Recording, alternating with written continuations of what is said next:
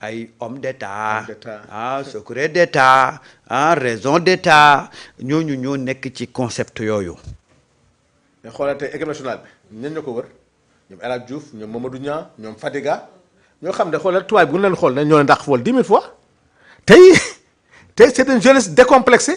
ñoom ils jouent les grands championnats et l'encadrement technique qu'ils ont eu ñoom Pape Thiaw c'est des gens qui ont été meilleurs buteurs européens qui ont joué dans les grands clubs donc El Hadj Diouf qui parle ak noo mën a toll ci àddina da lay xool da lay dàq ma football loo gagné naa ko. absolument ay Mamadou Niang ay Fadiga ay Pape Fall.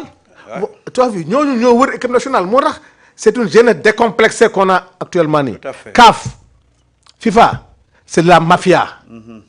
c'est que c'est de la mafia ji nga ñooñu mënuñu napp c'est-à-dire boo demee ba ragal yaakaar ne tu dépends de la CAF te CAF ay dirigeants comme toi tey si on a perdu la CAF c'est parce que am na bon on a mal négocié mais tey CAF bu yëkkatee benn tey le tribunal de sport a été dirigé par feu Kéba Mbaye on a des avocats fii tey c'est eux qui sont au tribunal de sport lu ñuy ragal on a tous les éléments pour dire que le stade même doit être fermé benn bi ñu joué final bi parce que contrairement à ce qu'ils disent les articles 84 ba 87 amul fenn fu ñuy wax ne Sénégal dañ koy sanctionné ñuy wax yëpp xam nga 84 ba 88 xam nga looy wax forfait na lay wax en cas de forfait mooy bu match bi amul équipe bi génn match bi amul foofu lay wax donc tous les articles de la CAF qui parlent de 84 ba 88 boo lee xoolee dispositif yëpp amul fépp fu lay wax parce que en matière d'arrêt de jeu may na la ba 45 minutes moo tax arrêt de jeu il y avait toujours un joueur sur le terrain parce que arrêt de jeu yàgg na am toujours il y a un joueur qui reste sur le terrain parce que même bu amee incident bi doon xeex l'arbitre devait arrêter le match il y a eu des corps étrangers yu génn song ay joueurs qui sont sur la feuille de match suñu supporter bu dee neexee ñu wàcc parce que il y a des corps étrangers qui agressaient des joueurs figurant sur la feuille de match donc ñun suñu supporter bu ñu wàccee dafa fekk mu am ay ramasseurs de balles et des officiels yu song suñu benn joueur di ko traîner ci biir terrain bi donc supporter bi ñu wàccee c'est pour riposter mais aucun article n'interdit à Pape Thiaw de rentrer dans les vestiaires maintenant arrêt de jeu c'est prévu dans les règlements arrêt de jeu 45 minutes la maintenant forfait la ñuy wax l'équipe n'a pas été forfait où est la sanction marocain yi li ñu def moo gën a grave dugg ci terrain bi tey am na moment bu ñu jël serviette bi l'action était tout près de Edouard ñu jàpp deuxième gardien bi di ko diri ci suuf ay ramasseur ak officiel di ko diri di ko dàq tey bu public bi wàccoon tey xeex ak ñooñu tey du musiba am donc le Sénégal est bien protégé on a tout ce qu'il faut pour que sanction bi bu ñu amandé 1000 francs dina amende marocain 5000. déjà le Maroc dafa bokk ci réew yi war a organiser coupe du monde. donc ak li am jot a xew. gis nañu image jeex na tàkk donc tu as bien ci biir stade bi ak li nga xam ne Sénégal subir na ko il faudra retirer le Maroc de cette coupe du monde là. bu fekkee dañuy wax sanction pour sanction rek. nañu war a génn parce que Maroc n'est pas fair play. li Nigéria dund Sénégal moom la dund Nigéria seen gardien bi dund na ko. képp ku tey jii ba ñu suñu supporters yi doon xeex ba ñu jàpp leen tey. loolu ñoom bu ñu dóorul woon sénégalais du ñu riposter. donc yow dans un cadre sportif. oui. logiquement nii la war a demee. mais on n'est plus dans un cadre sportif. on n'est plus dans un cadre sportif. malheureusement. en réalité on n'est plus dans un cadre sportif. maintenant on est dans la politique. oui c'est ça maintenant c'est la diplomatie qui joue. en réalité. ah oui c'est-à-dire que Mareta muy CAF muy FIFA. dama ne la c'est des instruments politiques. politique. ki dem di jox Donald Trump di ko jox leen parce que y a la coupe du monde et ainsi de suite. waaw xam nañ ne Maroc il participe beaucoup. waaw aux ressources sur le plan publicitaire. waaw dañuy aider FIFA dañuy egg lu nekk ci loolu na nekk c'est un jeu moo tax Platini di ko attaqué. c'est de la mafia. mais c'est de la mafia. dañ leen di affronter. waaw Pape Alé Niang di ko def CAF bi ñuy di jox les droits de télévision Pape Alé leur a demandé pourquoi ngeen jox Afrique du Sud jox yeneen pays jox leen alors que nous qui sommes partis pourquoi nga leen jox autant de matchs gars yi na ci le pays africain commencé jóg c'est qu'il est temps que tey moo tax quand l'Afrique j'ai vu beaucoup de pays africains jóg quand tu vois des Sénégalais jóg ñoom. oui. di attaquer Pape Thiaw wala di ñu attaquer l'équipe du Sénégal dama ne ñii du ñu ay patriotes. donc xamuñu ne cette jeunesse sénégalaise africaine c'est une jeunesse décomplexée. mafia bi am ci nekkoon ci chef d'État yi moo nekk CAF moo nekk FIFA. ils ont complété contre Lamine Diack.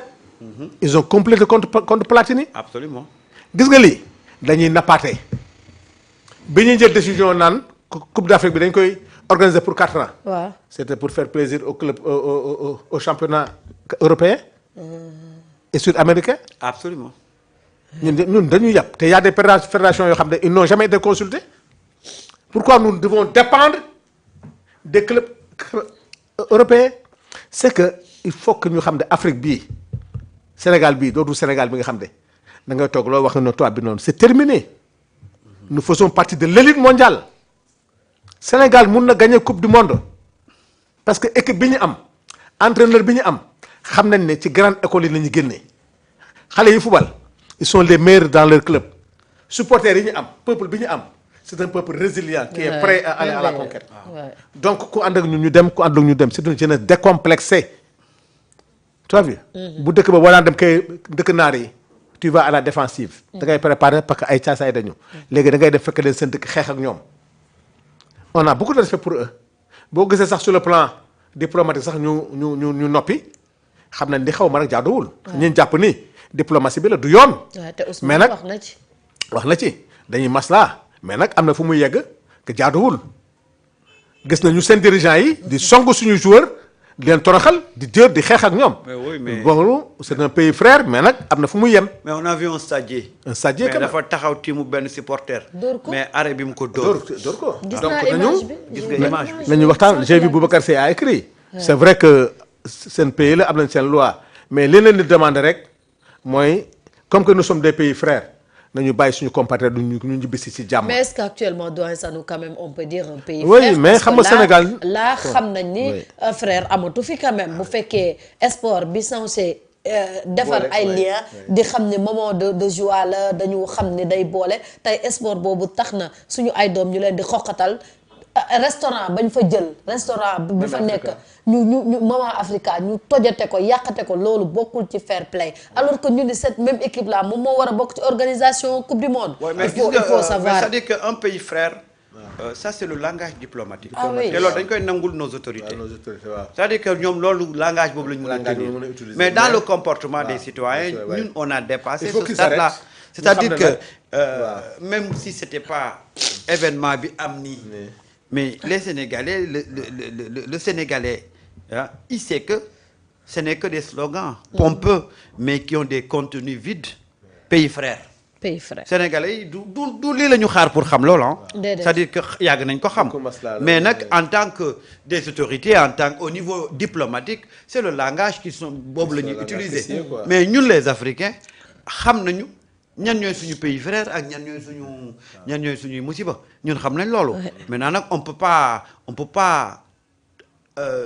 ne pas accepter que nos autorités utilisent ce langage-là. C'est la géopolitique qui l'impose. Mais nag dans les faits entre peuples yi mais xam nañ ne loolu amut loolu amul c'est comme aujourd'hui la CEDEAO au niveau de diplomatique on parle de la CEDEAO mais peuple bi en réalité gëmuñu CEDEAO ils sentent même pas l'existence de la CEDEAO donc c'est un peu ça et moi je pense qu'aujourd'hui tey et moi je salue la réaction des Sénégalais je salue la réaction de beaucoup d'Africains parce que gis nga bi finale bi jeexee il y a eu une campagne de diabolisation à outrance bu ñu def ci Sénégal boo amutoon réplique boobu boo amul woon réplique boobu di nga fi yeew benn suba teel ñu ne on a intimé au Sénégal mu delloo coupe bi parce que campagne de diabolisation bi am dès les premières heures mais c'était une campagne de diabolisation à haute intensité mais quand tous les Sénégalais ont réagi les Africains ont réagi gis nga leen depuis barki démb depuis démb ñu ngi delluwaat ci gannaaw. Et le même jour pour te parler de cette campagne de diabolisation là mais on est allé même à s'attaquer ay sénégalais yoo xam ne des binationaux des sénégalais yoo xam ne c'est des français mais ñëw seen pays d'origine di ko soutenir. ñu bëgg leen attaquer bëgg a régler waale beneen question. Mais il a fallu la réplique des Sénégalais, des Africains et beaucoup de pays même yoo xam ne ils sont dañu nekkuñu ci pays ci continent bi ci la gars yi commencé di dellu gannaaw. ci la gars yi di kon et aujourd'hui voilà un peu l'Afrique qu'on a le Sénégal bi ñu am c'est-à-dire que aujourd'hui tey ñun dañu nekk ci benn logique boo xam ne on est décomplexé. li gars yi di làkk la ñuy làkk. li gars yi xam la ñu xam. fi ñuy jàng nañ fi ñuy jàngee la ñuy jàngee. fi ñu dem la ñu dem. donc ce mythe là. c'est terminé brisé na bu yàgg. yàgg na. brisé na bu yàgg. aucune sanction Sénégal du ko accepter. déedéet même financière on va pas l'accepter. aucune sanction aucun article ne prévoit une sanction contre le Sénégal. C'est l'article 84 ba 88. amul benn infraction parce que bu dee arrêt de jeu yàgg na am. y a eu des morts sur ci tribune yi. yaa am benn match bu ñu wane temps yi Argentine xaw ma kan. waaye ba ñoom Lionel Messi. am na fi di dem te pourtant ñoom sanctionné wuñ leen woon de. mais parce que c'est pas prévu dans les textes. Marisa prends le règlement de la CAF 84 ba 88 la amul fenn forfait la ñuy wax y a pas eu de forfait arrêt de jeu am na xeex ci biir terrain amu fi sinon ñoom ñoo dóor suñu joueurs yi ci biir terrain bi. donc aucune infraction et si on revoit. La contestation, c'est normal. Parce que on n'a pas su, la VAR a été installée pour que vous ayez litige. Il y a eu litige, mais l'arbitre a fauté. On a vu que l'action, départ, il y a un hors-jeu. Vous demandez VAR, le but est valable. Deuxièmement, le défenseur n'a pas joué le ballon, il a joué l'adversaire. Oui. C'est Gueye qui était sur la trajectoire du ballon moom moo di uti ballon bi kii di ko pousser et en matière de coup franc de corner ce contact est permis mais moom il s'est débarrassé de l'appui du défenseur pour mun a mbëkk ballon bi mais ki nga xam ne moo koy téye kooku gisu sa bal bi donc kooku moo def faute sur penalty kooku man mais heureusement que comme il y a l'avantage daf koy bàyyi pour mu dugal but bi même bu amee problème contestation mais nga dem VAR parce que VAR war na jëriñ sinon on n'a plus besoin de VAR. wallaay. et deuxièmement yow pénalité bi ngay siffler l'équipe n'a pas con jour bi def comme simulation bi kooku moo insiste ba nga dem VAR. waaw. ba pare joxe ay carton bi mu la neexee. nu mu koy ku ne jox na la je pense que ne benn sanction du fekk Sénégal laa la wax te naa léegi lenn que nos avocats là yi nga xam ne ñu ngi tribunal administratif. nos autorités. Même l'Assemblée nationale, j'ai vu le président de la commission du sport, il a même saisi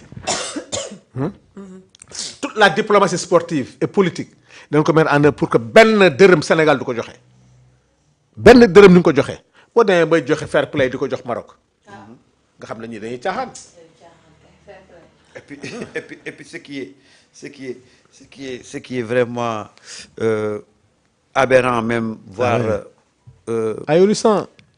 Tu fais une composition les 11 types dugaloo ci Krépin Diatta. ak man gisu ko ma aussi sax. loolu nu ma méttee. waaw 11 types yi. waaw. 11 types yi. attends 4 Sénégalais ñoo ci nekk. mu ngi nii. Gana Gueye. Sadio Mané. Pape Gueye. Pape Gueye ak Gana Gueye. ñoo ci nekk ak Niakhaté je pense. Niakhaté. waaw te Krépin Diatta. Krépin c'est le meilleur. c'est le meilleur que Hakimi moomu Hakimi mi ñu def foofu amu fa place. mais Hakimi. Hakimi sax joué wul sax. waxuma la dara mais ak Hakimi sax. pas joué. on a mis Hakimi Mazraoui ak Diaz. mais je pense que aussi le fait que Krépin n'a pas joué. finale bi aussi am na lu mu ci def. parce que mais waru ci def dara. waru ci def dara parce que moom gis nañu. li mu joxe 80. Hakimi am na match yu mu joué wul. waaw. c'est-à-dire que defu ci dara. Hakimi début compétition bi Krépin mu ëpp temps de jeu. fuuf. te Krépin a réussi tous ses matchs. et puis on prend Bono comme meilleur gardien. looloo bu njëkk a métti. ah à force que ñu dig la coupe amoo coupe. comme amoo coupe ñu jox la lii pour ndàmpaay ndàmpaay. bu la joxee fair play non c'est-à-dire. lii moom seen 11 types yi moom c'est du n'importe quoi. c'est que ils ont un problème en voulant organiser la Coupe d'Afrique pour 4 ans aucun pays africain